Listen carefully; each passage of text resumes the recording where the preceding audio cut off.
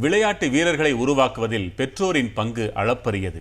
அதிலும் டென்னிஸ் போன்ற விளையாட்டுகளில் பயிற்சி பெறவே மாதத்திற்கு ஆயிரக்கணக்கில் செலவாகும் என்ற நிலையில் அதனையும் எதிர்கொண்டுதான் பெற்றோர்கள் ஊக்குவிக்கிறார்கள். எப்பவுமே டென்னிஸ் மேட்ச் பார்ப்பேன். அது இல்லாமல் எனக்கு ரோஜர் ஃபெடரர் மாதிரி ஆகணும்னு ஆசை. இந்த 8 வயது சிறுமியின் கனவு விம்பிள்டன் வரை விரிகிறது. இந்த கனவுக்காக இந்த வயதில் இவள் கடின உழைப்பை தருகிறாள். டென்னிஸ்னு காலையில் 5 o'clock எழுந்திரிச்சு 6 o'clock வரைக்கும் ஃபிட்னஸ் பண்ணிட்டு 7 o'clock டென்னிஸ் கிளாஸ் போய் 8 o'clock ஸ்கூலுக்கு போயிடுவேன்.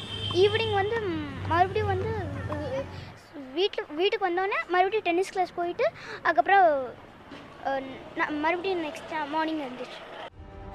இந்த கனவை நனவாக்க பாடுபடும் நிவேதாவின் பெற்றோர் இதற்காக மாதத்திற்கு குறைந்தபட்சம் 30,000 ரூபாய் வரை செலவிடுகிறார்கள். டாடாபாத்தில் தொழில் முனைவராக இருக்கும் தந்தை வினோத் தனது குழந்தையின் லட்சியத்திற்காக செலவை பொருட்படுத்தாமல் சிரமங்களுக்கு இடையே பயிற்சி அளிக்கிறார். டென்னிஸ்க்கு செலவுங்கிறது ரொம்ப ஜாஸ்தியாக தான் செலவாகும். மற்ற கேம்ஸை கம்பேர் பண்ணுறப்போ அதோட ராக்கெட்ஸ் ரேட்டு, அதோட பால்ஸ் ரேட்டு, அதுக்கடுத்தது கோர்ட்டை மெயின்டைன் பண்ணுறதுக்குண்டான செலவு அதெல்லாம் கணக்கு பண்ணி தான் எங்ககிட்ட ஃபீஸஸ் எல்லாம் கேட்பாங்க. அதுக்கடுத்து அவங்களுடைய ஒர்க் அவுட்டு, இவங்களுடான ஃபுட்டு நம்ம நார்மலாக அவங்களோட ஃபுட் இருக்காது. அதனால் இவங்களுடான ஃபிட்னஸ்க்கு உண்டான கோச்சஸ்க்கு தனியாக, இவங்களுக்கு ஃபிட்னஸ்ங்கிறது தனியாக இருக்கும்.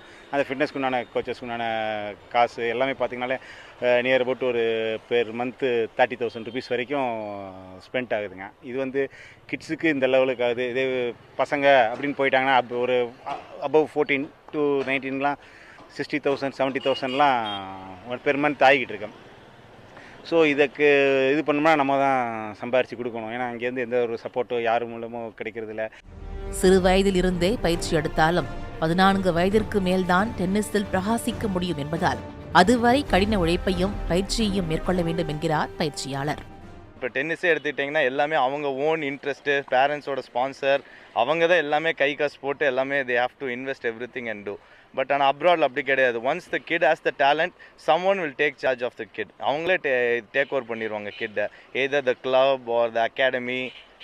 ஸோ டேலண்ட் ஈஸியாக பிக் பண்ணுறதுக்கு ஈஸி. இங்கே டேலண்ட் இருந்தாலும் மோஸ்ட்டாக பேரண்ட்ஸ் சப்போர்ட் பண்ணால் மட்டும்தான் கிட்ஸ் விளாட முடியும். சிறந்த விளையாட்டு வீரர் வீராங்கனைகளை உருவாக்க முறையான பயிற்சி அளிக்கவும் சிறந்த பயிற்சியாளரை அங்கீகரிக்கவும் மத்திய மாநில அரசுகள் நடவடிக்கை எடுக்க வேண்டும் என்பது பயிற்சியாளரின் வலியுறுத்தலாக இருக்கிறது.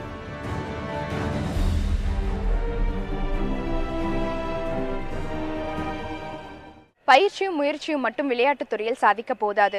இத்துறையில் உச்சம் தொட ஆட்சியாளர்களின் ஆதரவும் தேவை. வெளிநாடுகளில் உள்ளது போல் விளையாட்டு வீரர்களை இளம் வயதிலேயே கண்டறிந்து பயிற்றுவித்தால் பதக்கப்பட்டியலில் இந்தியாவும் முன்னிலை வைக்கும். புதிய தலைமுறைக்காக ஒளிப்பதிவாளர் தீபனுடன் ஐஸ்வர்யா, கோவையிலிருந்து.